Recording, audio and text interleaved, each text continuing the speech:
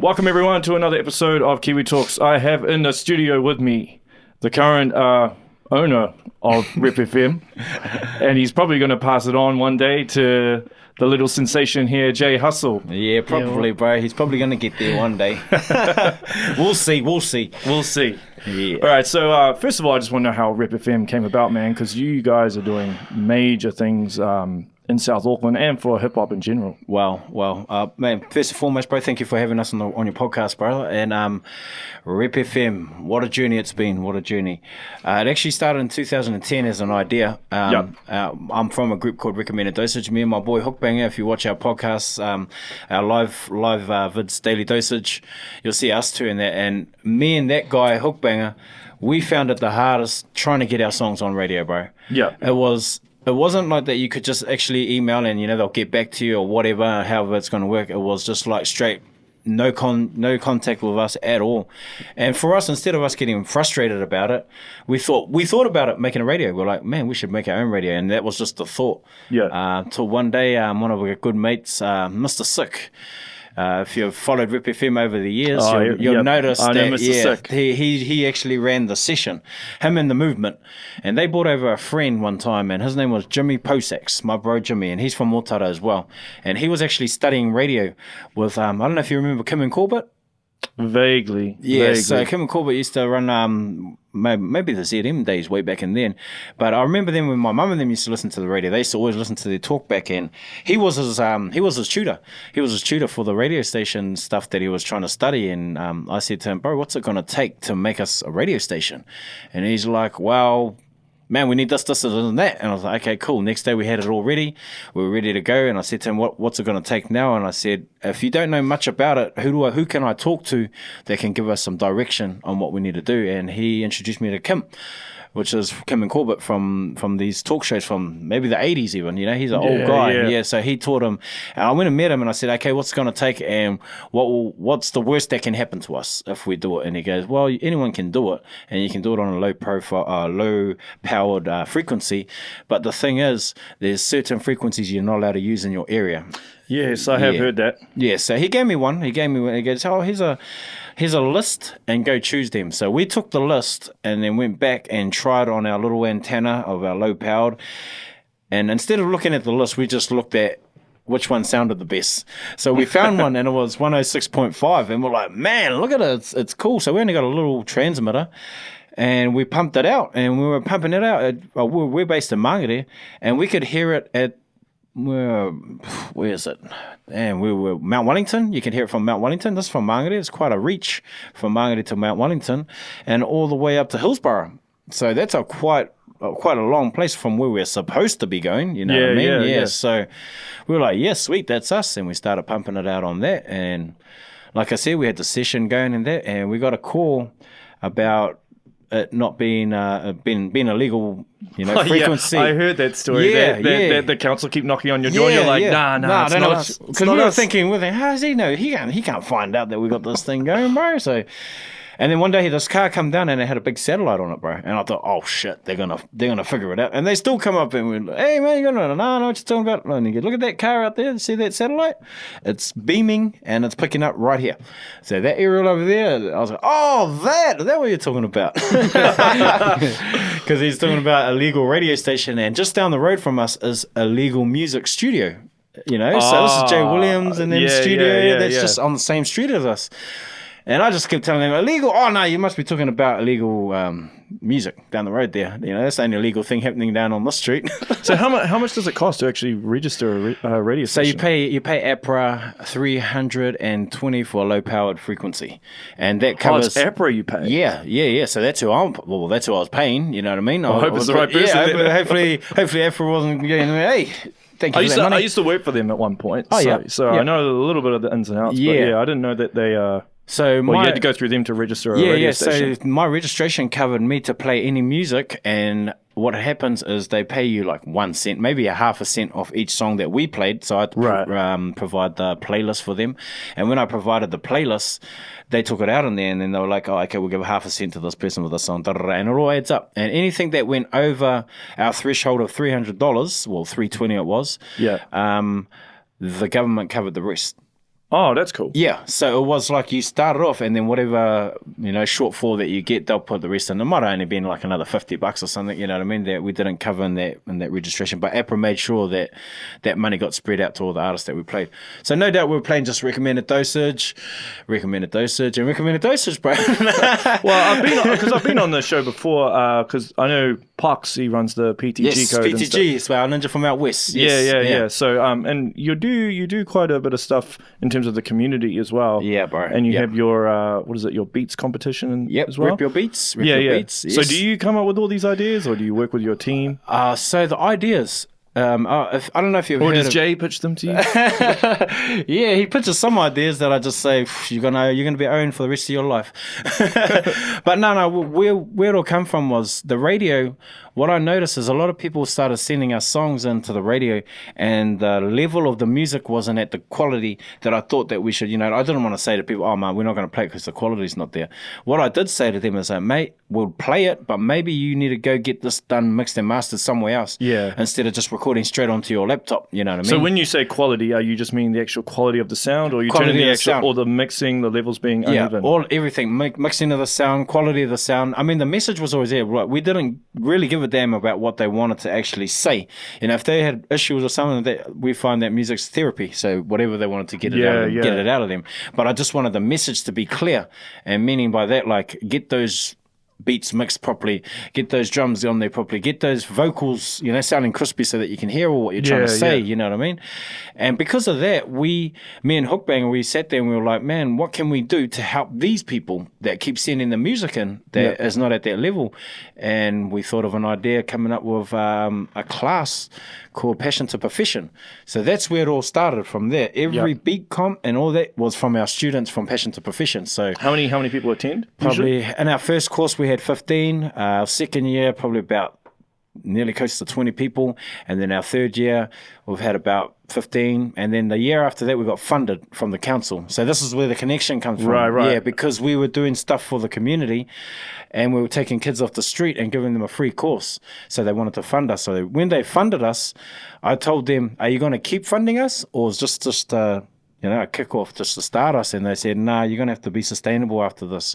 So I had to look for other work. So in between that, I was hitting up the guys in the class and I was saying, it's no use me pitching you guys a program if you don't want any of these things. Because I had an idea what a program would look like, from health and safety all the way to when you release a track and what you got to do. What I mean? So we're talking everything, the beats, the mixing, the practicing, the live sound, and the DJs, and until you're going to release it. You know what I mean? There's a process. So there was that process in there. I had a process, but everybody wasn't interested in the whole process. They only wanted to piece over here and a piece over here and a piece over there. Not realizing that it really is everything was made like that for a reason, because that's the process of releasing music. So some of them got it, and then the next year they're like, oh, actually, I need to come back and learn that part because I know why you were trying to teach us that. You know what I mean? Yeah. So I started picking that up. And when I asked them, I said, that was my start of my second year. I just said, what do you guys want to do and what do you want to learn? And they said, well, we know how to make music, we know how to rap, and we know how to do this, but we've never been on tour, or we've never been out of Auckland. And I said, okay, cool. That's cool. I can line that up. And I said, what else? And they're like, I said, what else do you really want? And one was a beat maker at the time. And he said, what if there was a beat making comp? And I was just like, wow, okay, we can make that happen. Let's get that going. And then I said, what do you think of the name Rep Your Beats? And the radio will back it. And the boys were like, yeah, that's us. And none of them entered. I hope you gave them heaps for that, man. Yeah, bro. Man, I was just saying, man, you fellas wanted this and nobody entered. It's like, come on. But then what we did find is some people come from Hastings. Yasin come from Hastings. What, they drive all the way up? Man, some of them flew. Christchurch, we had some beat makers from Christchurch that come all the way up to be in this beat battle. You know what I mean? Yeah. And I didn't realize it was going to be that big. I just thought, wow, we'll do something for the community, and it's representing our beat making comp. Because you guys are on a national level. Yeah, now, man. And I'll tell you a little story about our first ever beat making. The first ever beat making one that we did, the winner of that was Pedro. I don't know if you know that name, but that name there is the video mantis of this year at the moment. Every video that I've seen go out lately has been by this guy. Yep. And he was a beat maker. I didn't even know he did videos. Didn't even know that he was even part of that. Well, And some then people are real undercover. he was undercover, right? Because he's killing the videos right now. He's killing it, man. Check him out if you get a chance to. Yeah. He's done all of J Hustle's videos. Every single one we've done. Oh, he's done. He's done videos. all of them. Yeah, and he won our first Rep Your Beat comp. And he Yeah. did my first video. Yeah, because they're real professional, man. Bro, check this. I was checking some of them out just I met couple him days ago. I met him through the beat making comp, right? And then last year I had some students that needed videos, and I seen you had my brother Ryan Lovins on here. Yeah. And I asked him to come and do some of my student videos for my students, and he goes, "Yep, cool." Gave me the cost. I said, "Sweet, we got some funding for it. Come and shoot the boys' videos." He goes, "I'm going to bring a friend," and he bought Peter. Oh, yeah. And I was like, "You make videos?" Because, I didn't know him as the beat maker. And he goes, "Yeah, no, I make videos, bro." And I was like, "Wow." And I saw his shots, and I was just like, straight after we finished, I was like, "Man, you've actually got some real good shots. Can you shoot a video for my son?" And he goes, "I'm not ready for that yet. I'm not ready for that." I was like, "Really?" And he goes, yeah, no. And then after maybe a week later, he goes, "Actually, bro," I'll say, "Yeah, let's give it a go." I say, "He's learning. This is his first video, so who gives a shit? Let's get out there and just try and make something happen." Yeah. He done that first video, and it was so slick that I've seen him do at least, honestly, probably 30 videos this year. From that day. And So what was the first Call video? Me Jarvis the Hustler. That was the first. yes. So that was the first video that he did. And then since that happened, I was just like, wow. The next song we lined up, we were like, cool, we got the next song. And I said, "Are you ready to do another one?" Let's go. We did another one, Up in It. That was a bike competition one that we did. He did that straight away. And then this latest one, it was so good. I got the bag one. It was so good that I had a good relationship with him because we had a small window to make that song happen. We only had the guy over our studio one night, and that was Big Myke, before he flew back overseas the next day. So he recorded his verse the night, and that night I said to him, "I'm going to do the video tonight for your verse at least, so at least I don't have to fly you back to do a video." And he goes, "If you can make that happen, I'll be a happy man." I was going, sweet. Done it. Boom. And the key to it, and what I always try to teach this young fella here, is being prepared for the opportunity. If we weren't prepared for that... Yeah, you got to take the opportunity when it comes up. And that's just as important as taking the opportunity, you know what I mean? Like, a lot of people will take it, but then they'll miss the video. Yeah. They just have the song, and then we couldn't have that. So, I just made sure he was on the video with him. I said, that's that part. And we paid Pedro just to shoot that one part, the full price of what he would do the video. And I said, as soon as we finish the rest of the song, I'll get you to finish the rest of the video. Yeah. And then we caught up with Poetik after that. I said, "Bro, have a listen to what your boy did." And he goes, "Any room on there?" "Sure, of course you can." Boom. We lined him on there, and then we just had to shoot that part in. Yeah, Because you've got a lot of connections, man. You know a lot of people. network is net worth, brother. Like, It is, man. And particularly in New Zealand, man. Like, it's a village. It is. So it's all about who you know, not what you know. It is, bro. You know what I mean? And a lot of people are seeing that now with what I'm pushing with this guy. Because you have an advantage already over some people just because of prestige. Yeah. So you got to take that, man. Yeah. Man, keep telling him that, bro. I'm trying to keep this one fan. He's just one ear and out the other. That's why I've always got his uncle, Hook Banger, was on the side and that, because he doesn't listen to me, but he'll listen to his uncle. So. But that's any kid, bro. They never listen to their olds, man. Yeah. I'm the same. Yeah. And I'm in my 30s, man. We both are, bro. Yeah. I never listen to my old man at all. You Yeah. know what I mean? So I don't know why he is like how he is, bro. You know.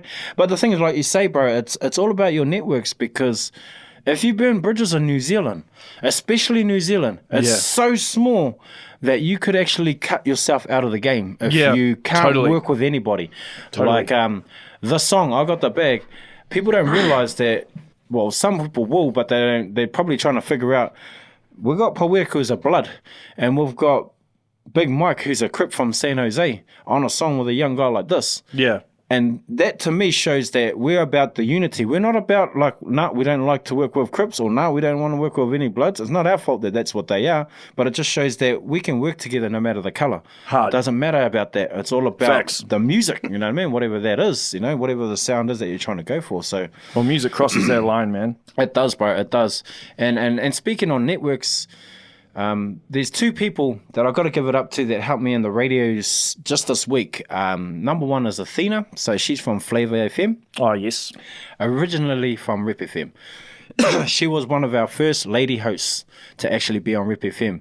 And we started to try groom her at the time, and the radio seen her and picked her up straight away. They're like, man. And she come and told me, she goes, bro, Flavor's accent, I was going, wow, man. And she was like, but I'm all about rap. And I was going, no, don't get this twisted. I said, I can only take you so far. We're a non-profitable organization for the radio. There's no money here. So if you need to make this into a career, that's the place you need to go. So she went to Flavor, and I was happy with that. And another guy that works at New FM, Mons, so he's the program director over there. He used to work with us as well. Yeah. So knowing that they used to work with us in there, as soon as I knew my son was going to get into music, I already knew who I was going to contact when it come down to promoting and marketing the song, whatever needed to be done. Yeah. The other stations, I just went up to them and rocked up and said, hey, man, this guy's 14. He still goes to school. Can we get in there and do the interview? You know what I mean? And they're like, wow, 14? I said, yeah, and he can rap. So if you wanted to rap, he'll rap. Yeah, you know what I mean? So that's why I like what you said about our networks, and you say it's who you know, bro. Yeah, because it's all about connections, man. It is. And if you've spread bad energy to any of your connections, that sticks. You know what I mean? Like people don't forget, man. People don't forget. Yeah. They'll smile in your face and say, yeah, hey, hi. But realistically, they won't forget the energy that was caused. You know what I mean? Yeah, Like, yeah. I'm a firm believer of energy. If the energy doesn't sit right with me, and excuse me if we don't click, you know what I mean? That's how it is. I feel that way. Like coming here, I felt the energy as soon as I walked in the door. I was like, man, this looks better than Rep. We need to up our game. You know what I mean? The energy, bro. It's all about that. But like I've been inspired by you guys. Wow. Watching you guys do your thing, man. So, it's like a feedback loop. Yeah. So if I'm inspiring you, you know, Yeah. it's because you inspired me. So Now look at us, you know what I mean? And that's what it's all about. That's why I try to teach this young guy here, is he's becoming influential, which is different from being an artist. You know what I mean? Like there's artists, but then there's influential artists. Like, what are you going to say to these kids if they ask you for some help? You know what I mean? Do you have a good story behind you, or are you just going to lead them down the wrong way? So I was saying to him about when he misses class. I said, people like your music and they love that you're doing musos, but if you're missing class, those kids are looking at you, you can skip class and still become something. Look at what he's doing, you know? That's so right. I always drum that in. sometimes it's easy to just take stuff for granted too. It is. And you don't appreciate it until you lose it. Mm-hmm. And then you can't always get back. I understand, bro. Like, fully. You know, you got one shot. You got one chance at this thing. And then, you know, from there, it's just more hard work if you don't take that opportunity, or you're ready for that opportunity. You know what I mean? Yeah, so it's been pretty busy in that area. But, yeah, man, that's how Rep started. You know, look at the journey that it's taken us on. And the kids we're helping because of that. You know what I mean? And, you know, you could be creating the next New Zealand Dr. Dre or, you know, Jay-Z or something. You have no idea what your courses may do. Yeah, where exactly. it may lead someone. So it's really, really cool. It's really, really cool. All right. I heard that you helped mix Savage's, what is it, Where the Freak's At? Where the Freak's At? No. Nope, that was not you? No. That song was recorded at our studio. It was recorded at your studio? Yes. Okay. So the song was recorded at our studio, and the one that actually recorded was D-Love. The guy that's doing all Jay Hustle's music I right know now. him, yes. I Mr. met him quite a Love. few years ago. Yeah. I mean, next time you see him, ask him how AC/DC is, and he'll laugh. Okay. We've been having these little games that we play in it. So he's a good mate of mine, bro. But he was there when that was recorded. So when we recorded Freaks, that song there, we didn't even think it was going to go that way. You know what I mean? We had a plan. So how I met Savage was introduced to us through my cousin Hookbanger. Yep. So Hookbanger had done a song called Twerk. I don't know if you've heard the song Twerk. Yep. He done the chorus on that. So that chorus was actually recorded and sent to Alfrisk from the Deceptikonz. Yep, from so Deceptikonz. Deceptikonz hit him up first and said, can you do me a hook on one of my songs? And we did that and sent it to him. Then he come back and he goes, sorry, I'm not going to be on the track, bro. We thought, fuck, he's not feeling it. So we were going to do the song ourselves. And then he goes, Savage wants the song. And we were like, Savage, that's in America right now. And they're like, yeah, that fella. And we're like, holy hell, let's do it. You know, let's do it. So we took him there, took Hookbanger out there and that, and we recorded the vocals for it. Then Sav had his verses done, and the rest was history on that song. But we created a bond just after that song. It was like... Because you guys seem pretty tight, you two. Yeah, now we are. Yeah. Now we are. I didn't know him from a bag of soap before we were doing it, you know what I mean? Anything of that. It was, he heard one of our songs called Waist Poppers, which is from a Recommended Dosage track. And it was up-tempo, more like an EDM sort of flow sort of style. Yep. And he was buzzing out that he knew our background from our street background from Mangere and what we've come up from. But we were doing music that appealed to like... We clicked onto it from the South Island when we were performing down there that appealed to like more dance rave people. Right. Yeah, and he was like, "What made you go that way?" And I was just like, "Man, we want a different crowd. We on the rap buzz, but we see the same people. We're trying to, open our broaden our reach of what we're trying to do." And he met us through that. That's get everything good to right to the point. We ended up doing the song, doing the video, and then he was telling me that his contract was ending with finishing with Dawn Raid. So I was like, when was that? That was back in 2013. Yeah, 2013. That's when it ended, his contract and that. So he signed off, and we went to Australia and did a tour with him. And when we come back, he goes, "Bro, I really like how you organised your boys. And I was worried about you coming over there because I had to get you fellas somewhere to stay. And, your flights were already sorted and you already had your own car." And I was going, "Well, when you told us to come to Australia, I paid for everything to make sure we were going to get there and make sure everything was sorted. So you don't have to look after us." And he goes, "I need people like that around me."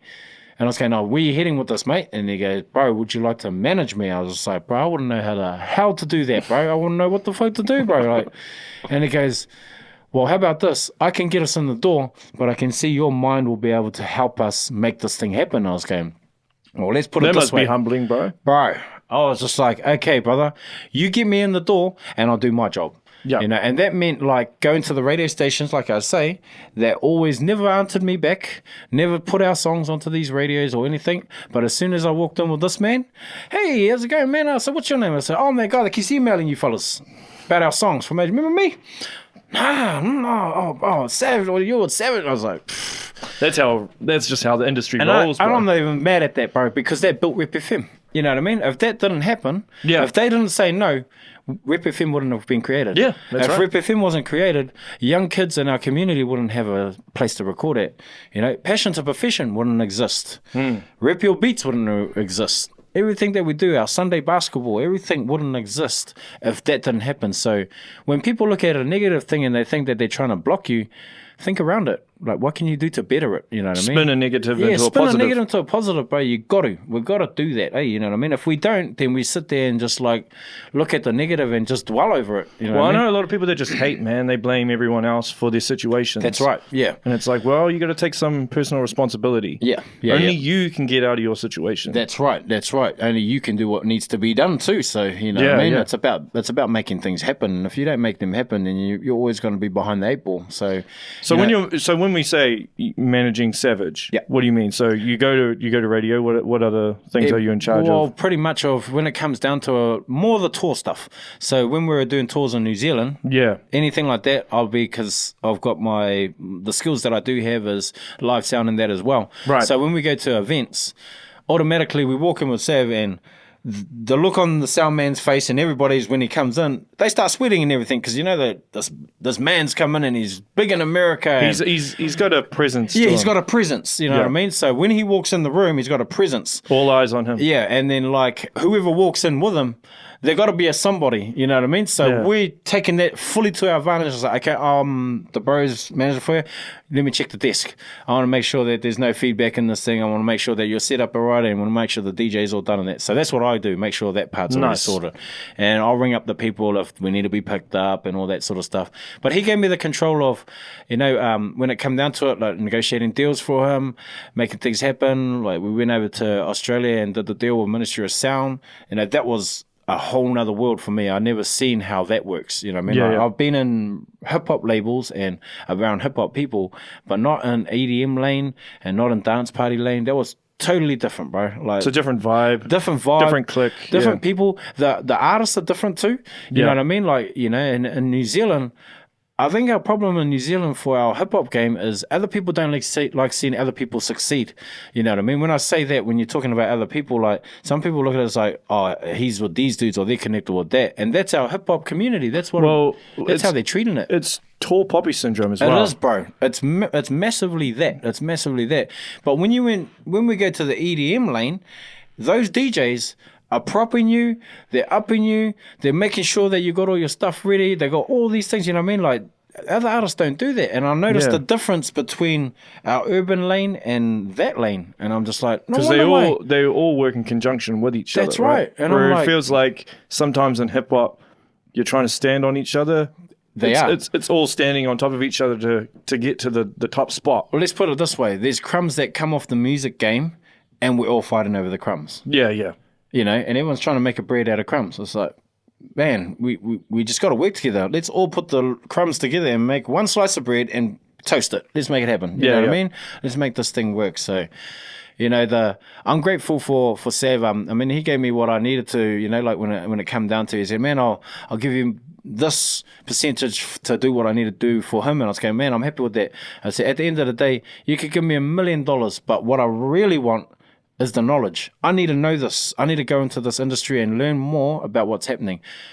2 years after we started working together and I learned a bit more, that's when I started the courses up again. So does he live here or in America? In Australia. Oh, he lives in Australia. Yeah, yes. Because Mariko and Frisco live in Australia they're as well. in Aussie as well. Yeah. So, yeah, with him, he's actually over there and he's got more events over there than he does in New Zealand. Well, that makes sense. I mean, there's a bigger population as well. He's doing a gig two or three gigs a weekend. You know what I mean? That's crazy. But a lot of the money in music these days is not in sales. It's in touring. It's touring. You're right, bro. Like there's the main three things. The industry's changed. It's changed. We're in a streaming industry now. Yeah.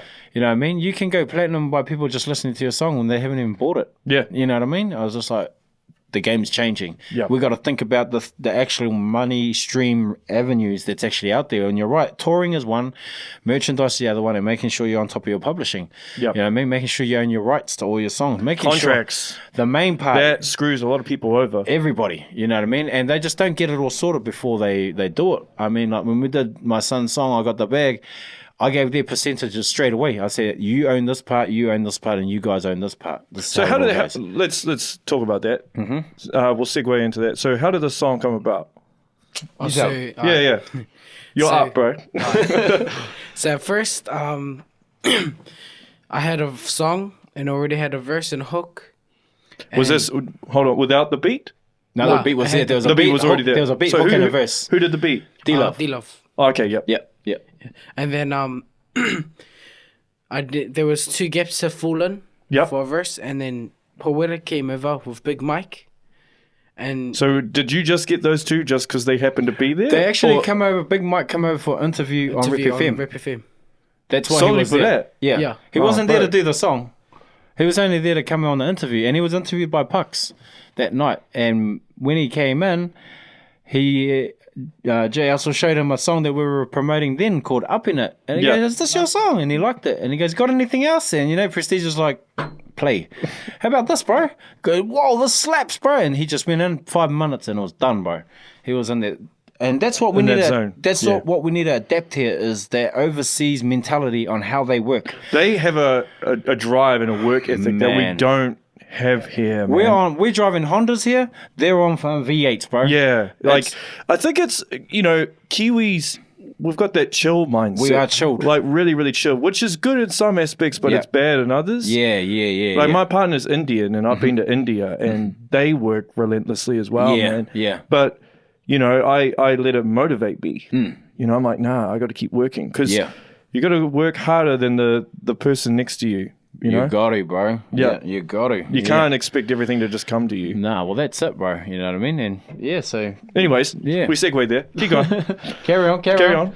Oh, and then so he did his verse. Yeah, I asked Big Myke if he could do a verse. Yep. And he said yes. And then we got in contact with Poetik, and then I asked him if he could do one verse on there too, and then he did it too. Yeah, and man, the rest was history from there. Yeah. Like we're saying, we had to be prepared for it because Big Myke said, man, if you can shoot the video tonight, that'll be cool. And then we did it.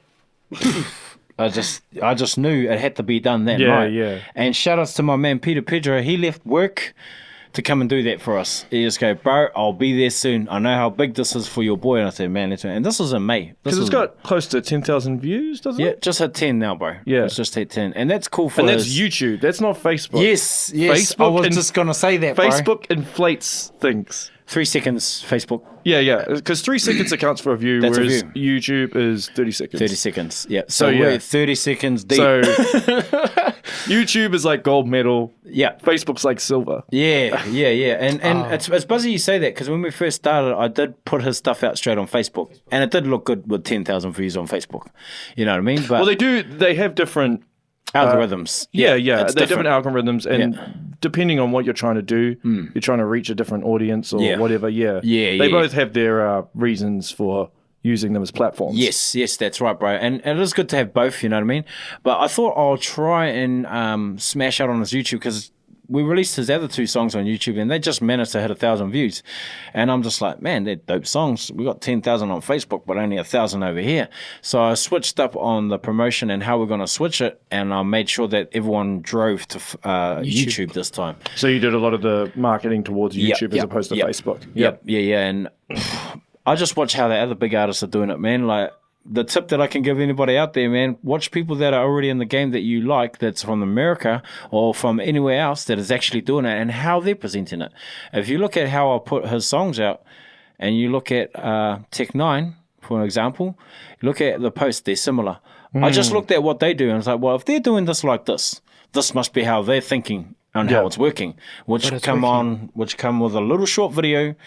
And don't say watch the full video here, it just says watch now, which made a big difference, because when people see a video and they say watch the full video here, people are going to go straight to the video. They're not even going to worry about what's on that little video and the stuff. They're going to go straight out. Post it on Instagram, and you put the link. Yeah, and then that's how we ended up driving it all over there. And I saw that from Tech9, you know. Anyone could have done that. Anyone could have done that and made the views go that way if you want it. So the way that they worded it was this guy featuring this guy, and then they had a video which only had a verse of the song. So if you really wanted to watch the rest, you clock the view on Facebook, and then you go clock the view over on YouTube at the same time. Yeah. You know what I mean? You get the two for one. Yep. Why not? I'm about 2 for 1. I'll get the view over there and the view over here. Well, that's right. You know what I mean? It looks good. A lot of those American artists use YouTube as a platform. We tend to use Facebook here more. Yeah, because we're Facebook, you know. And the thing is because we're getting raped in data right now. New Zealand is the worst in the world for our data for New Zealand internet, you know data what I mean? In terms of how much we have to pay to make this thing happen. Like, we pay like $80 here for unlimited package on Spark, where you go over to Australia and it's $20 for the same thing. But their fibre is not as fast as ours. Yeah. You know what I mean? So at the end of the day, we're like, what the hell? Well, why are we, you know, and then we look at when people get Facebook stuff, you know, like, Facebook's free and you can get in there a few free things, but as soon as you pull people out of Facebook and goes to somewhere where it's going to cost data more, when you're talking videos on YouTube and you play it, that is going to chew up so much more than what's been chewed up over Facebook. You know what I mean? It's such a small difference, but because a lot of people watch that stuff via mobile as opposed to a home computer. That's right. That's right, and that's where we're at right now, and that's where it comes down to the data. Some people don't have data, you know, because they can't do all that. So they're at the thing just doing what they can, you know, little bits and pieces. So I understand how Facebook views will go up way over YouTube straight away. But yeah, it's a valid point though. Yeah, the data thing. Yeah, because we can't afford to really watch it, you know, and if they can't afford to watch, they're going to wait till they go to a data free Spark, you know, out there, wherever it is, McDonald's, KFC, and then they're going to watch it, you know what I mean? But some of these kids can't even afford it, you know, can't even afford the data. But you get that free Facebook data that you can watch videos too for free on it. I was just like, man, no wonder why the views look good over there. Yeah, you know what yeah. I mean? Because the kids Well, can I just... mean, their internet is on a different level to ours. Yeah, exactly. In terms of their mobile packages anyway, because there's two aspects to it. There's You've got the fixed broadband, which is fibre, which is under the ground, and then you've got the cell tower Wi-Fi, which is terrible compared to Australia. But then our fibre is better than Australia, so it's pretty funny actually. I remember going to Sydney and seeing whilst staying with one of my friends' partners' places and stuff, and I was trying to use the internet just at home, and it was so slow. I was like, "Yo, man, what the hell's up with this?" These youngins need to hear the beep. Then they'll know what it's all about. The dial-up days, man. Yeah. Have you done any travelling overseas yet? No. Not yet. That'll be the eye-opener for you. Yes. Travelling expands the mind, man. He's been on his first plane to Christchurch. I thought I'd take him down there and meet his cousins down there. Yeah. How did you find Christchurch? It was all right. Yeah. Just Cold, all right? Oh. Just all right? It was mean It was down pretty there. cold. Oh, yeah. It's Day cold. we went. Man, well, it's mild temperatures are here compared to other places in the world, man. Yeah, we're way different out there. Yeah, hard. Freezing in the morning when we left. Yeah. So what's happening now? And so you're pushing this song. Yep. And then what's the plan? Ooh, let us know the plan. What's your next one? You got something? We're going to actually do the song for you later on. Yep. Of the next song that we're going to do. He's going to bust that verse. He's going to bust that verse. Nice. Yeah, so... So what happens? So do you sit in a booth with a beat and then you just write? Does Prestige give you a beat? What's your process? Do you write some rhymes and then? I write something and then he helps to like fix it up, make it sound Just polish good. it a little more. Yep. So Yeah. he writes how he thinks it is, and then I'll put my effort into it. And anybody else that comes in, they're like, we've had heaps of people help with his writing way back then because he didn't know how to write anything or understand anything. So Yeah. what we were doing is, okay, what do you want to talk about? Where do you want to go with it? And how are you going to do this? What's your flow? So if he can come up with then we've got a flow. You know what I mean? Yeah, Okay, yeah. we're going to put words to na now. You know what I mean? And that's how we'll put it together. We'll put everything together like that. I do help him out with everything that he's doing over there because, you know what I mean? I want it to be polished when it comes down to it. I know what it takes when it comes to music. So at the end of the day, the more he learns about this and the more he goes to school, the more better he'll get in his writing. Yeah. Yeah. So how do you balance that, doing the music and going to school? Damn how hard it is. Because it is hard. It is hard, yeah. It is hard. What's the hardest? Probably like Get into class? Getting up in the morning. yes. Man, you must live at our house. You can tell that everything that you said is true. You know what I Yep. mean? Like the getting up in the morning, getting to class on time, making sure he's got the right uniform. Man, just reminds me of me when I used to go to school too. So I know why. At least you've got something there that you can work on. You know what I mean? Yep. Like his teachers, I give them my number because I just say to them, as soon as he mucks up, let me know. I'm going to get everything sorted and I'm going to make it happen for him. So they text me and ring me once or twice a week, bro. Right. About what he's up to and how he's doing things and that. And you know what I mean? Like now that we're out on the radio, because he's pretty much taken a lot of days off, like half days in the morning to come out and do these radio things and that. And The teachers allow it. yeah, they're allowing it now. Well, they probably see the potential. That's why. Yeah. And they always tune in and stuff. What about Listen. your friends at school? Are you like the cool kid now? They're like, oh, yo, can I be in your next video? I'm trying to get them in the video and he goes, nah, they're all shy and nah, they can't dance. I said, I don't expect them to dance, just be in the video. Yeah. Yeah, so we'll get them in there, son. Surely, One day. surely. Food. That's the way to do it. Kids love food, man. Oh, tell me about it. Look at this guy. He's bigger than me. Eating up all the profits. So where do you want to go? Like, where do you see your career? Worldwide. Worldwide? Okay. Oosh. Hit those festivals, eh, son? Yeah. I got Waitangi festivals coming up too. Oh, yeah? Next year. And So so with the festivals, so do you tell Prestige, I want to perform at this festival, or do you just be like, hey, this will be a good festival? Nah, I it tell tells him, me, yeah. you're performing at this festival. So, hey. Yeah, and then I got I have a performance tomorrow with Poetik. At the Greyland Festival, Yeah. eh? Yeah. For Yeah, Base on FM. Saturday. Yeah, Saturday coming up. So it's got the Base FM thing that's coming up there, and I got to give a shout out to Poetik, man. Like How did you two link up? You and Poetik? the radio station, bro. Same thing, yeah. RepFM is the link Between- to everything. for It's the everything, hub. It's the hub for everything. It's the hub for artists. It's the hub for DJs. It was the actual link between us and the council that got us the job that Yeah. we're doing now. You know what I And mean? you're in the hub of hip hop as Yeah. well, right? Yeah. Like the Deep hub in of it. hip hop is South Auckland. South Auckland, Yeah. man. Yeah, we're in the heart of it. You know what I mean? Yeah. So take advantage of that. Live and breathe. I mean, that's how he got what he is now. Like RepFM's 10 years old. He's only 14. So when he was 4 years old, some of those artists and people that were coming in then are looking at him like, he was only a little kid. Now he's got 3 D-Love. videos. D-Love was back there way back then. There were so many people that were watching him, and that's the network now. You know what I Yeah. mean? Like the people that I've helped out in their careers, they're always asking me, oh, are you going to do music, you and Hookbanger and Rick Durst? And I was going, oh, when we will, but not at the moment. But when I found out he wanted to get into it 2 years ago, I knew. I was going, oh, okay, I get it. I realized my purpose now.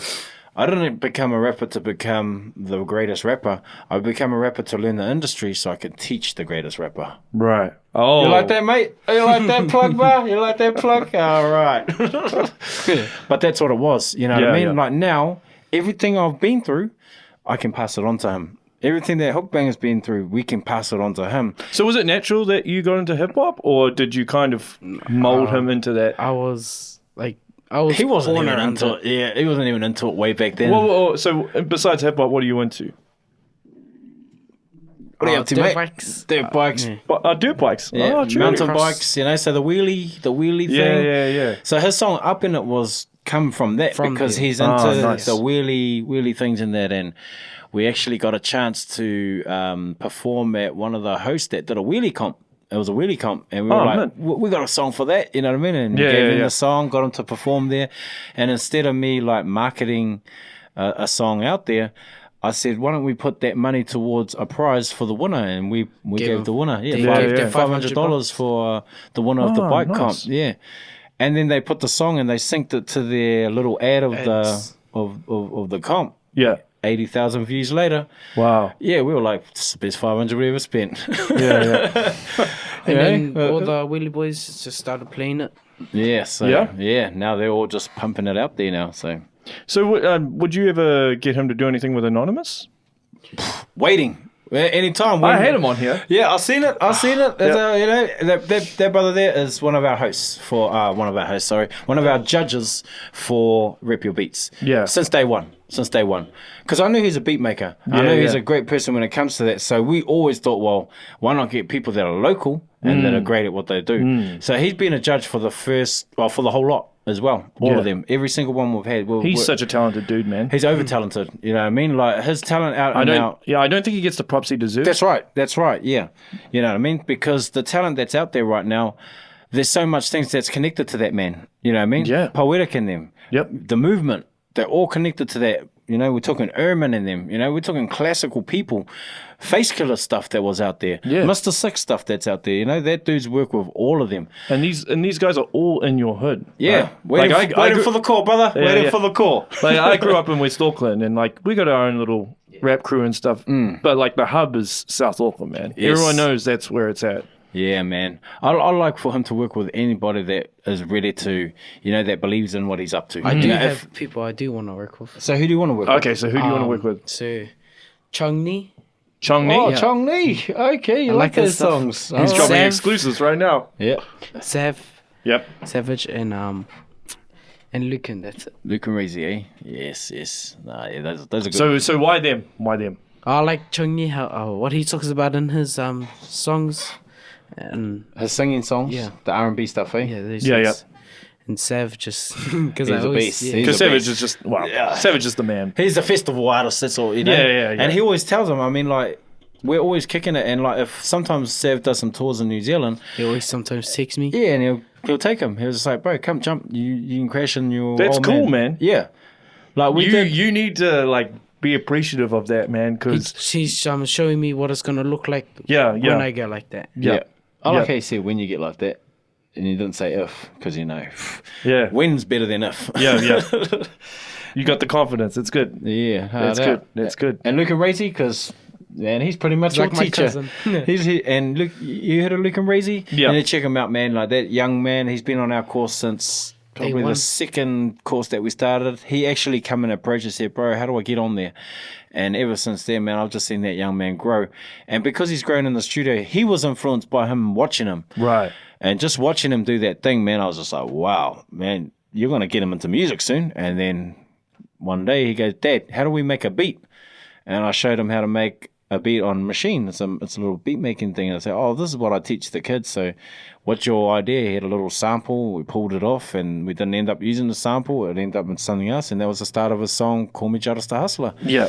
And that's what he ended up with. I was just like, wow, okay, cool. There it is. And that's how we made the beat first thing. Yeah, we ended up making the beat. And then couple hours later, then I wanted to rap on the beat. Yeah, because it was a beat first. He didn't want to rap. he just wanted to make a beat. And then we go, well, why don't you call yourself what your auntie calls you, Judas, which is another way for Justin. And I said, well, let's take a song. Call it Judas the Hustler, because all the songs coming out, they're like, well, that's just kind of the evolution of hip hop and where it's it's changing gone. that way. It's changed a lot from back in our day. Oh, it was boom bap hard, and you had to come with conscious bars back in our day. But now they can, say things in a and it's simple. But if it's catchy, these kids are taking it. You know what I mean? So that was a good start for how it is, and he got into it, and he was away. Have you ever been to any of the battle rap events? Yes. Actually, me and Hookbanger judged the earlier days. Yeah. Way in the earlier changed days. It's changed heaps now. I just had the current champion, Alenzo, who's actually from Otara. Yep. So, and it was cool talking to that guy. And once again, another dude in your hood. But it's interesting watching that scene as well, because that's grown. A whole nother beast, bro. Yeah. Hey, it's a whole nother beast. Yeah, man. You got to make your prepared if you ever jump in the ring, man. Yeah. No, you got to get your boxing training up for that place, man. They'll find eat you up and spit you out. Yeah, it's a different type of beast. Yeah, it's a different type of beast. Yeah, you came up to one of them, right? Recently. Yeah, I went to the recent one. Yeah. And I've had 2 of the battle rappers on here, because those guys, I think the battle rap scene is still. It doesn't get enough exposure. Yeah. I think a lot of people still don't know what it is. Like, battle rap, what's that? You know? Yeah, so... True that, yeah. No, it was good judging it. It was hard because we had one of our boys that was in there and he got munted. He got toasted. We were the judges were like, man, you lost, bro. And this fella won, because we had, even though they was our boy and all that, it was a lot about the culture. Could there be any kind of crossover between... We actually and One Ounce. We actually had One Ounce coming through and doing it through our station for a little while there too. Yeah, maybe about 3 years ago now. Oh yeah, it was actually happening in there and that. I think that the main thing, because I like what Dila does. Like he films it all. Yeah, he works really hard, man. Yeah. I mean, like, look at what it takes to do what you're doing here. Yeah. So just imagine what he's got to do when it comes to that. Film everything, boom, edit it, boom, put it out there. Everyone's waiting for that one video. Boom, there it is.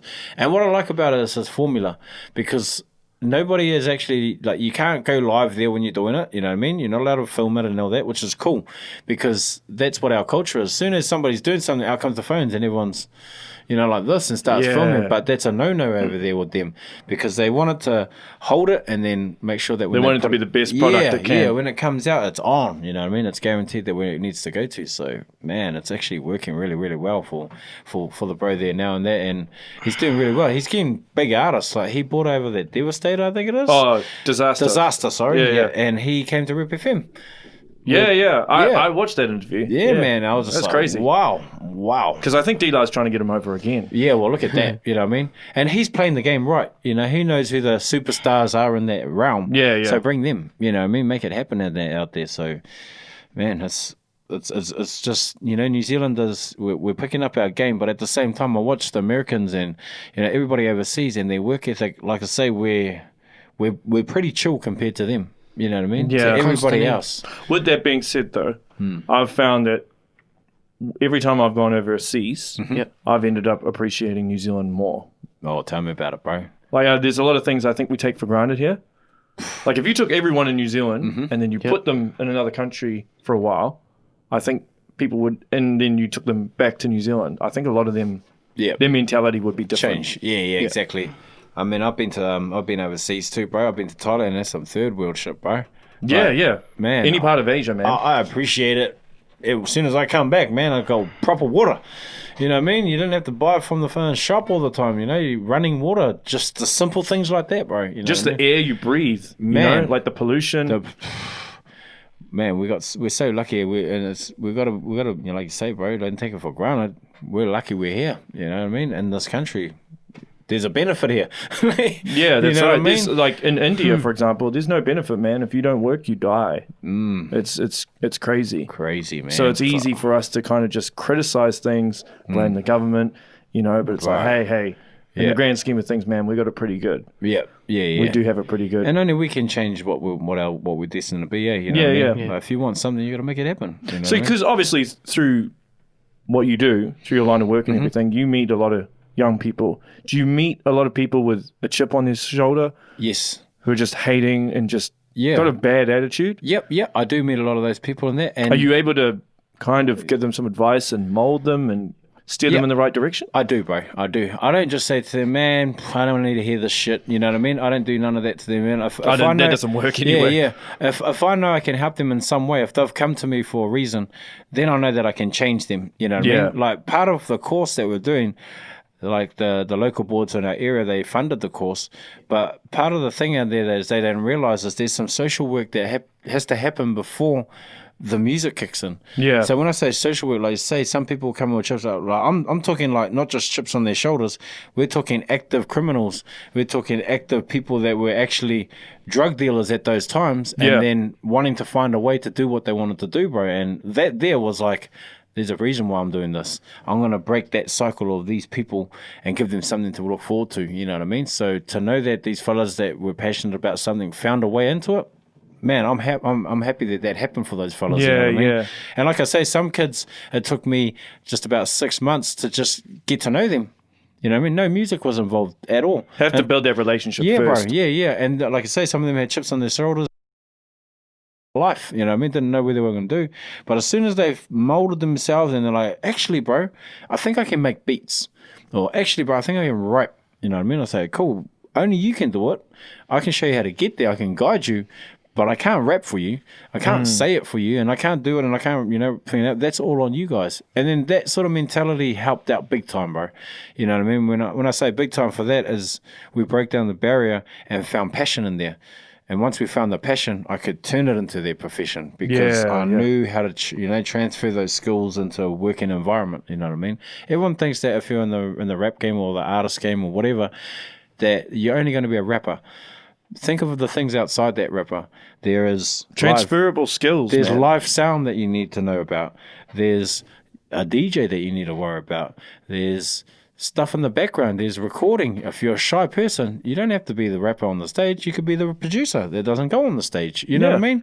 And as soon as they figure out that they can fit in the system what they want to do, then it works for them, you know what I mean? Because then I can focus definitely, okay, if you want to only record, cool. I've got all these guys that want me to record for them, but I'll give it to you guys. And you take this amount of money, you have this half, and I'll take my piece for having the venue for them to come and record it. They really want me to record, but I'm just like, I haven't got the time. I've got other projects that I need to get done, but I've got the student that's getting work experience now.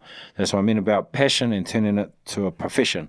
When I say profession, it's like, how do they make money out of these outside things beside the rap? Do you go into schools and talk? We're actually in the schools next year now. I'm actually in his school teaching at Southern Cross campus next year. Exactly the same program. It's been funded now, so I was just like, man, I'll do it. Oh, nice. Yeah, I'll do it. Well, easy as. And do you work in conjunction with any of the, universities or institutes or anything? No, I'd love to. You know what I mean? Like the program's got, it's got legs. It's got a beast, it's got beastie mags on it, you know what I mean? Like it actually travels, and it does its thing. I do think there's some courses, though, that you don't actually need to go to uni and study. There's no point forking out $8,000 on a course when you can just teach yourself on YouTube. Yeah. I'm a firm believer of that, bro. Yeah. Like we're in that age. Yeah, I actually feel the face of education needs to change. It does. Yeah. It does. Man, speak on it, bro. Education is the old school way that it was taught. Like when I was going to school, that just went in and out one ear, bro. Like nothing there really got me. You know what I mean? And I needed something to grab me. So when I seen that music and how powerful music is, and if you've got a right program for this thing to happen, and how the kids just get involved. The good thing about me going into the Southern Cross campus school is my son goes there. Yeah, he's the bad kid. Yeah, he's not in class and all that. But at the end of the day, there's somebody that's influencing the older kids. He's a year 9, and year 13s are influenced by that. We're talking back in my days, it's 3rd form and 7th form. 2 different people, but getting influenced by a young person to see that he's done that. And now the teachers are like, how do we get that for some of these kids that don't come to their classes but love what he does? Yeah. And I was going, well, I'm your man then. I'll do what it takes. I've got a program, pitched the program to them, showed it what it looks like. And so did they approach you first, or did you approach them? No, I already knew where there was some funds to get it, to actually go, but I needed a school to actually apply for it.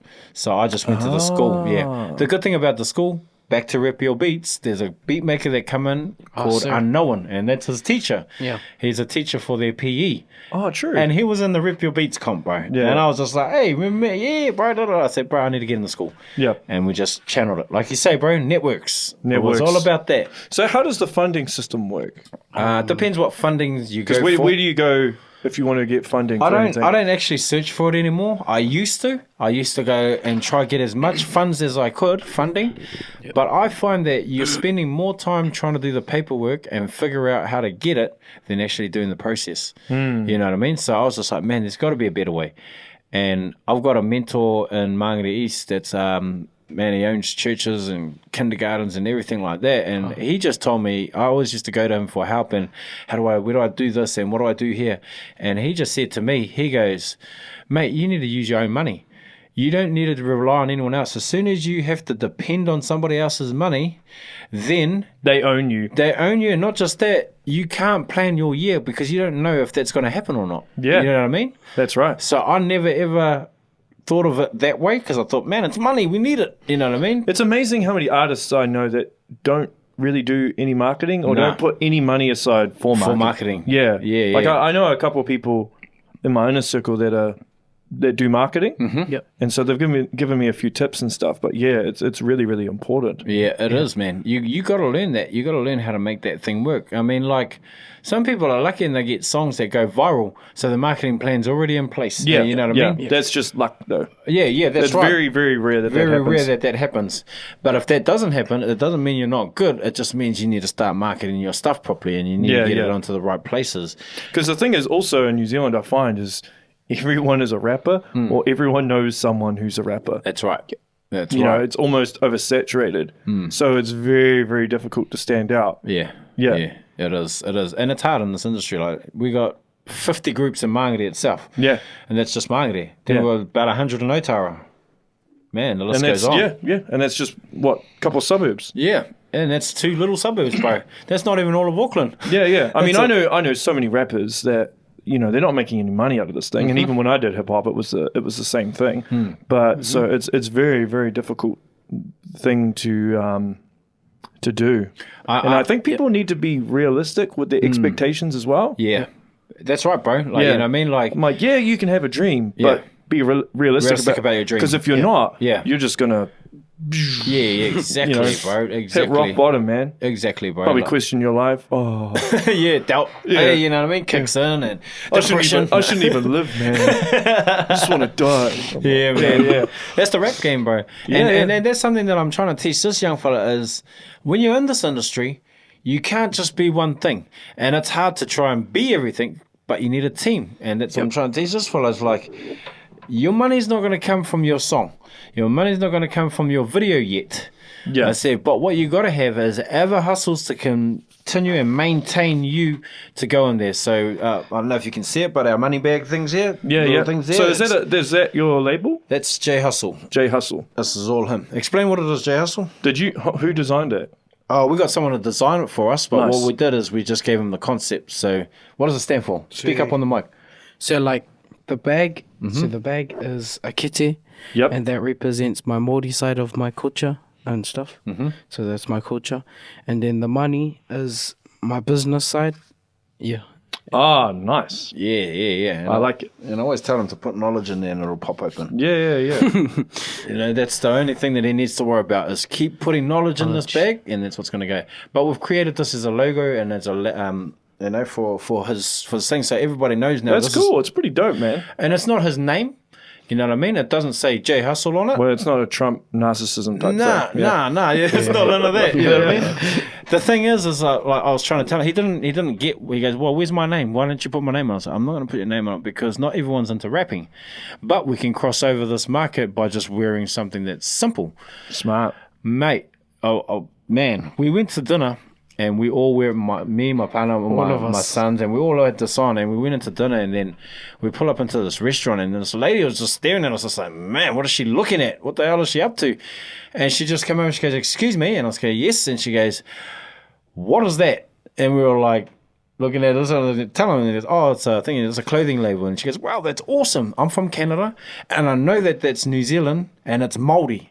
because of what it looks like. She could see the tiki, she could see Yeah, the money, and she knew that the money was New Zealand. She goes, where do I get those from? And I was just like, wow. And I said, well, he's actually a hip-hop artist. And she said it straight away, I'm not into that music, but I like that shirt. Where can I buy it? I like it.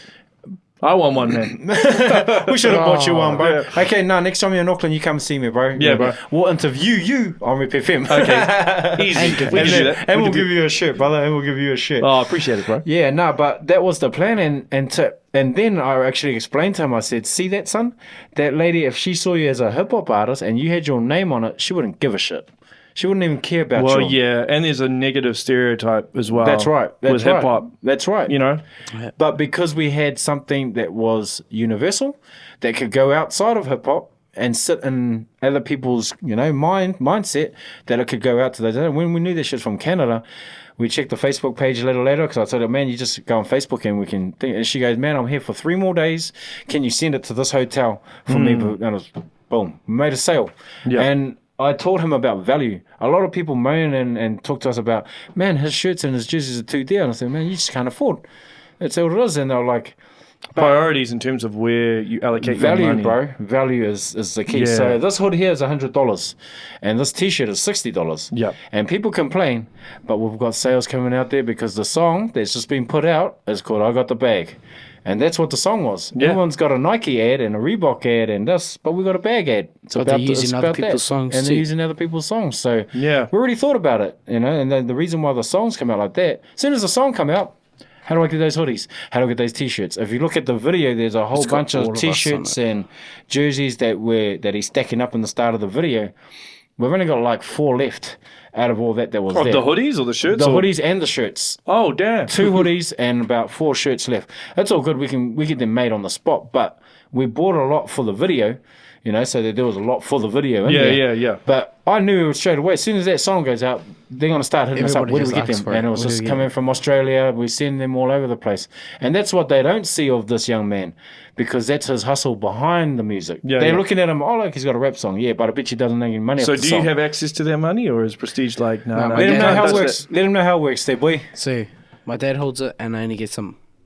So he puts it into more investments. Yes, that is smart. That is smart. I've actually got an investor coming on here shortly in like a week or so, and all about mutual funds and index funds and investments, because I think a lot of Kiwis don't actually know how to save or know anything about investing. So True. yeah, man, if you can learn this stuff while you're young, I teach him. you have an advantage over a lot of other kids. That's right, bro. And I teach him to put the money to work. Like, we've been raised and taught to work for money.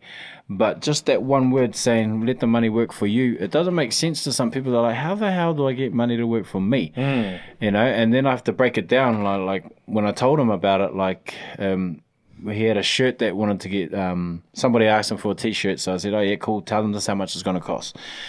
Gave them the costs. It cost $60. It cost him $50 to make the shirt and print it. And I said, you only make $10 on there, but here's $50 for your week, for your, his lunch money or whatever he needed to do for that week. And I told him, you can either use that for your lunch, or you can go buy that shirt and get it printed and send it to that dude. Take it to him. I'll drive you over there. Ride your bike there. Who cares? I just get there. And then he was just saying to me, as going, oh yeah, as long as we get that there, then you can. I said, and you've made $10. That's what I call making your money work for you. Yeah. It's only $10, but it still work for you. You know what I mean? So now we understand how that works. You know what I mean? And I'm trying to put that in there. I'm a big fan of Robert Kiyosaki and Rich Dad Poor Dad. I don't know if you read books or anything, bro, but that book I do, there, not as much these days because I don't have much time, but yes. man, Rich Dad Poor Dad changed my life. Yep. It gave me the way I am now is because of that book, and it's taught me that make money work for you. You never work for money. So I don't have a 9 to 5. I have money that I've had from years ago that just keeps working for me. I put it out there, it comes back. I was looking at what do I invest in now, and then J Hustle came out. I was like, well, we're going to invest in you. Let's do it. Yep. And it's coming back that way. I said the music. It's over for trying to sell the music now. Let's try and make sure it's a catalyst for other things. It's an ad now. I look at it as an ad. It's your, like, whatever your brand is, that's your ad. The song, the ad. Yeah, you know what totally. I mean? And if you can get your head around that and you understand that you need to get into the gigs and you need to get into your merch and you need to own your masters, that's when it starts winning. You start winning, you know what I mean? He'll start winning. I'm starting to see the rewards of what we've put into him already now, just by the last drop of the song. The song that come out, the sales that come up from our shirts. Like, if we had sales for the merch that counted in the charts, would be in the charts. Because we made more money on the merch than the music, bro. Yeah.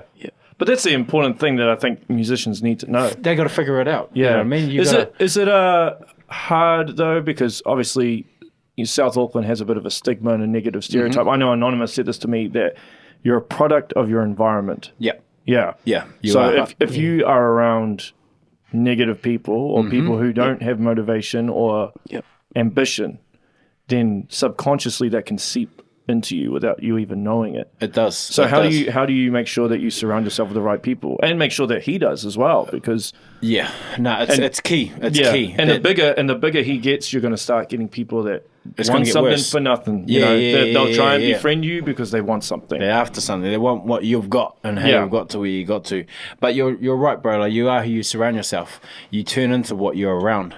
You know what I mean? And if you're around a lot of negative people and people that talk about other people, you know, behind other people's backs, it's going to come back on you. You know what I mean? Facts. Like, karma works in mysterious ways. You know what I mean? You know, like, I've had a lot of people take shots at us. You know what I mean? Us, RepFM, everything. You know what I mean? We've had multiple chances that, you know, RepFM is a platform. You understand what the platform is, you know? That's why we're talking here. But some people didn't get it. And they were like, nah, that doesn't work. No, they don't do that. You know, they swear on their radio station. That's our culture. That's where we come from. So why would somebody want to try and take that away from what we're trying to achieve? You know what I mean? Which is RepFM. And most people who do that, they're probably doing nothing anyway. And like, exactly. They're just hating. They're just hating. Because they're jealous of the success. That's right. And that's what it breeds. It breeds that stuff. Soon as somebody's doing it, and it depends on the people too. Like, if you're that person and somebody's got an issue with you, they'll try to shut the connection with you, of everything around you, down just because it's you. You know what I mean? And that was something that me and Hookbanger talked about, is I wonder how much people are going to block us from getting this young man out there, because he's my son and his nephew going into the industry. They'll be like, you guys have got your own radio station. What do you guys want to come here and promote him for? You know what I mean? And that was our thought as soon as we learned. But because of our consistency and because of the people that we've met in this industry, that's what got us through this week. Through the door. Yeah, through the door, you know what I mean? And it was the networks with those people that count that kept us in the door, you know what I mean? We helped out a lot of people in the industry and that, and we still do to this day. Oh, if you do good, it comes back. It does, you know what I mean? And, you know, sometimes, that's what I hate about funding, bro. Like, that's the major thing about funding, is some people need that funding to live off. And I understand that. If somebody's going to give me funding and start doing what we do, and maybe those group of people, whoever they are, have been getting that funding for 10 years or whatever, how many years, and we step in and take that funding, not off them, but they feel threatened. They're like, oh, wait a minute, well, let's dig into their background, you know. We've had so many people take shots at us and say, oh, they're connected with gangs, or they do this and they do that, and I was just like, man, show us any place that says that we're gang connected, you know what I mean? If you're talking about my family or me and Hookbanger's family, we can't change that. That's how they were brought up, you know what I mean? They might even be basing it just based on your location. That's it. That's it. It could, and I admit, man, I'm guilty of this, right? Like, when growing up in West Auckland, you hear about Otara, Mangere. It's like, yo, man, they're gangsters, you know? Just all gangsters. Exactly. Yeah. Hard out. That's the perception. Yeah. But then when you meet people from there, you're like, that's not the reality at all. Yeah, no, that's it. And the ones you got to watch really is, you know, the ones out in our area is the ones with the gangster minds. Like, not the actual gangster image, it's the mind. Because that dude with that gangster mind is going to go a long way, you know what I mean? Because he's come from shit that's, you know, like unbelievable that people won't even be able to deal with. So the music industry is nothing to him, whoever that person is, you know what I mean? They'll step into there like, man, I could have went to jail for the last shit I'm doing. This ain't shit. You know what I mean? I can make this thing happen easily. Do you get frustrated with the media, though? Because the media they don't help the situation. Nah. You know what I mean? I mean, everybody that I've met in Otara and Mangere, nice as. Yeah. I can't say a bad thing about anyone that I've met from there, right? That's it. But yet the stereotype is, and this is probably where I learned it, is from the media. Yeah. You know, Well, that's it, bro. or it feeds. So say it feeds into a parent, and then the parent, when they're raising the kid, Yep. you know, they're passing. Yeah, they're passing it on. Yes, yes. Well, let's put it this way, bro. I don't know if you've seen, like, so my parents are from the era of the 60s and 70s when they all used to stay in Ponsonby. Right. So you know what Ponsonby is like now, Yeah, right? yeah, it's very different. So way back in the days, Ponsonby used to be South Auckland. Yep. It used to be worse than South Auckland. If we were thinking of what South Auckland, how bad that is now, that's nothing compared to what Ponsonby used to be like in my parents' days. So what they did to get people out of there is, what do you think that they did to get everybody out of Ponsonby? While all the poly and the urban people, well, the majority of them, raise the rent up, raise the houses up. So to live in Ponsonby right now, you're talking $1 million place, and you're talking rent of $800 a week to stay there in Ponsonby. Yeah. Now that'll soon kick out people really fast because they can't afford to live there. You know what I mean? So Well, some people seem to think that it's going to happen in Otara and Mangere. that's where I was getting to. Yeah, bro. and they're going to move. That's where I was getting south. to. So. If the price going up in Mangere, Otara and everything isn't working, because like right now, a house next door to my house where RepFM is, the rent there is $650 a week. That's crazy. 600. That's rent. More, that's way more than my mortgage that I pay on this house. $650 a week, bro. You know what I mean? $650. So what's happening is exactly like what happened in Ponsonby back in those days. Yeah, yeah. We look at Mangere and Otara and the airport. New Zealand airport, Auckland airport. As soon as people land in Auckland, the first place they go through is Mangere. You know what I mean? That's the gateway to the south, you know, to everything that's out there. It's the gateway. You got to go through Mangere before Just you to get get to anywhere in somewhere else. Auckland. You know what I mean? And if Mangere's got this perception of whatever it is that they're talking about, they're going to try veer off the traffic as much as they can so they don't have to come through Mangere. There was actually talks about a bridge that went all over South Auckland and went all the way to the city. You know how like in LA they got the... Like a flyover. Yeah, flyovers. And you know why they have those? Is so they don't have to deal with all the shit underneath, bro. But the community said no. So that bridge didn't work. So now they're going to up the prices. Now they're upping the prices out of Mangere. A house in Mangere, $700,000, bro. Right now. My mum and them bought their houses way back in the 80s for 28K. Well, yeah, because a lot of people that own houses back in the day, if they were to sell their house and move somewhere else, yo, man, they'd be millionaires. Wow. Like it's just crazy. I say, man, my parents bought it for 28K. It's worth 700,000 now. Yeah, yeah. Like, look at that. I'm just like, man. And a lot of people have to move. I mean, I'm from Auckland, and the only reason I moved out of Auckland was like, yo, I want to buy a house, and I can't do it here.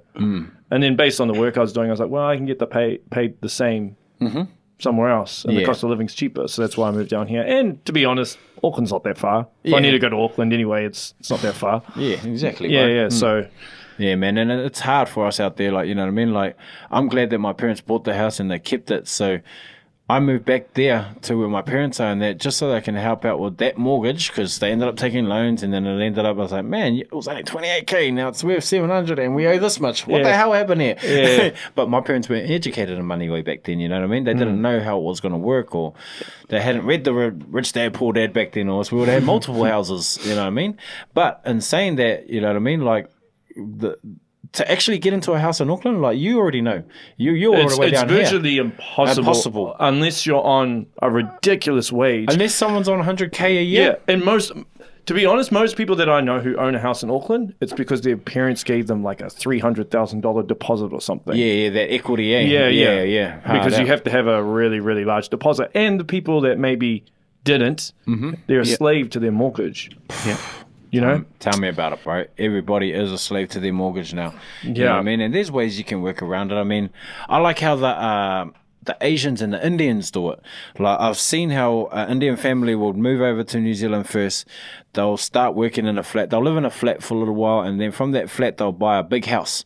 And then they bring the rest of the cousins over. Everybody that lives in that house is all paying towards that mortgage. They have a big community aspect, similar to the Polynesians, actually. Yeah, that's it. Europeans, we don't do that, man. We're just like, yo, get up, man. I want my spare room. But that's what we need to, like the mindset of the Asians and the Indians is what our poly people need to take on. Yeah, we've got hundreds of people living in one house, but everybody needs to realize that you've got to slam that mortgage. So I see... And it can actually be positive because you guys have big families. And there's so many of them. It just depends if the kids want to play a part in it. Because some of the kids are like, man, I don't want to do it. I'm going to go rent with my mate.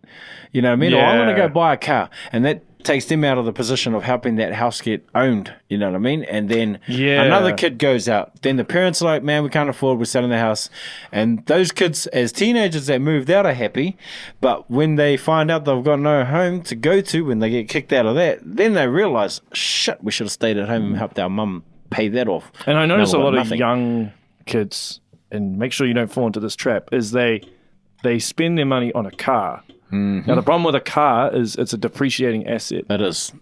You don't make any money out of a car. I mean, maybe if you bought a camper van or something, you might get some money back on it. But they're expensive. Oh, it's as. dead money once it goes out their car lot, bro. Yeah, man. Never buy a car brand new, Tell me about it, because bro. once you drive it out that car yard, it's already lost. devalued. A third of its devalued value. straight away, mate. Yeah. Yeah. But No, kids aren't taught this. You see, it's funny you say that, It's bro. not taught in schools. Like That's right. money, saving, Yeah. finance, all this type of stuff. Taxes, GST, you know what gets everyone caught up. It's funny you talk about the cars, bro, too, because one of our students wanted to buy him a car, and he was going to hire purchase it. We're talking a $20,000 car, hire purchase, Combi, V8, manual, bad. I said, bro, does that make you any money? And he's like, oh, it drives me to work. I said, okay, so how much is gas you're going to have to put in there? And how much is it going to cost for your rent? For your rego. What about your warrant? Were you thinking about that? And he was like, nah. And what do you reckon? I said, well, if I was you, because you like live sound, go hire purchase a live sound rig. And he went and did that. Got him a 20 grand rig that I hired to the council now for him, one of my students, Yeah, that he's paid off in about just under 2 years. He paid That's it all cool. off. That's cool. And that's the type of stuff that we're teaching in our courses, in our classes, is don't just become the artist and look the part with flash cards or whatever. I said, make sure you're buying something that you can invest in that makes money back. You know what I mean? Totes. Anything that makes money back. So they bought them their own speakers, microphones, DJ setups. So now people like their mates, they're all in their 19s, 20s, they're like, oh, my mate's 21st. He's like, oh, I can hire the DJ. And like, oh, you got any sound system with that? And he goes, oh, I got that as well. So this is the cost, $500 for this. And, like the DJs is $75 to $100 an hour, and then they put a package together and then boom, then they're selling that. And I said, see, would your car ever get you that? And they're like, nah, bro, thanks, bro. And I said, bro, just get you something to get you A to B, bro. That's all you need. Something really cheap, bro, under $1,000 if you can. Yeah, and then he got it. He just got it. Because media teaches you that, man. It's like, hey, just get everything on hire purchase, on credit cards, on finance and stuff. Yes. We're teaching people that as opposed to saving, That's right, bro. That's so right. it's shocking, man. It is shocking, brother. It is very shocking out there. Yeah. Well, listen, I'll probably wrap up there. Mean. But bro. hey, this has been an awesome chat. Now, where's the best place for people to follow you? On Instagram, so it's J_Hustle275, and Facebook is just J Hustle. Just J Hustle? Okay, and all your videos are on YouTube and stuff as well. Yep. Yeah, subscribe to his channels out there. Yep. And RepFM. Yep. What's the best way of following? RepFM, the Facebook RepFM? page is where it's at. Facebook is where it's at for us and that. So you can contact us on there. Hit us up in the private messages and that if you need music played on it. We don't actually just like playing music anymore. We actually play the videos. We're turning into that now. I've seen that. Yeah, well, 'cause it's turning into a visual It medium. is.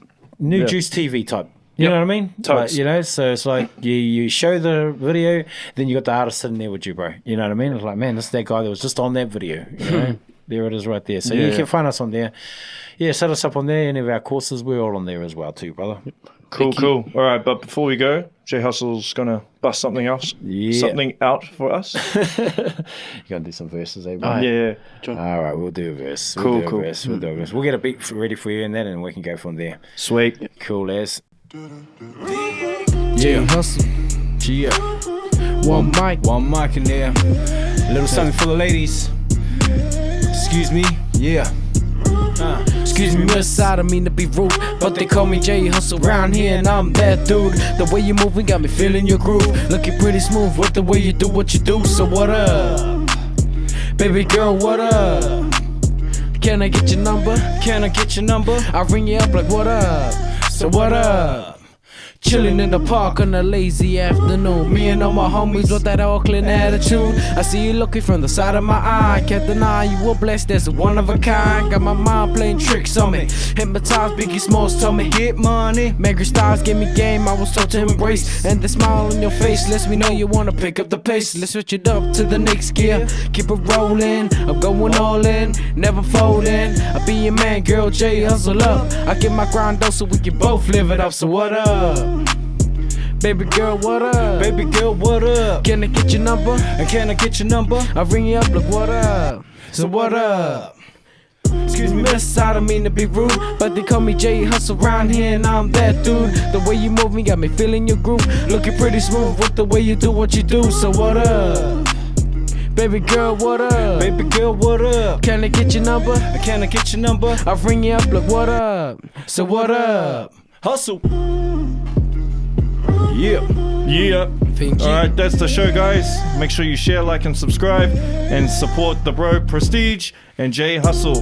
Young Hustle, get the bag. Until next time, peace. Peace.